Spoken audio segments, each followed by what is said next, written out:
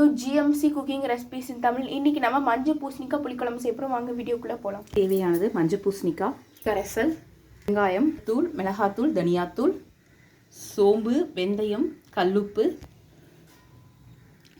சின்ன வெங்காயம், தக்காளி, கருவேப்பிலத்தலை, வரமிளகா, எண்ணெய் தேவை ஒரு குண்டால, மஞ்சள் பூசணிக்காய், சோம்பு, வெந்தயம், கல்லுப்பு, வெங்காயம், கருவேப்பிலத்தலை, வரமிளகா, தக்காளி நசுக்குன மாதிரி போட்டுக்கலாம். மஞ்சத்தூள், மிளகாத்தூள், தனியாத்தூள் இதுவும் போட்டுக்கலாம். வெங்காயம் போட்டுக்கலாம். கரைச்சி நல்லா இது கூட ஊற்றிக்கலாம். தேவையான அளவு தண்ணி ஊற்றிக்கலாம். அப்படியே அடுப்பில் வச்சு மூடி வச்சு கொதி வந்தோடனையும் பார்க்கலாம். எண்ணெய் தேவையான அளவு ஊற்றிக்கலாம். 4 ஸ்பூன் ஊற்றிருக்கிறேன். நல்லா கொதிக்குது. கொதிச்சோனையும் ஒரு குண்டால ஊற்றி காமிக்கிறோம். தேவையான வெல்லம் போட்டுக்கலாம்.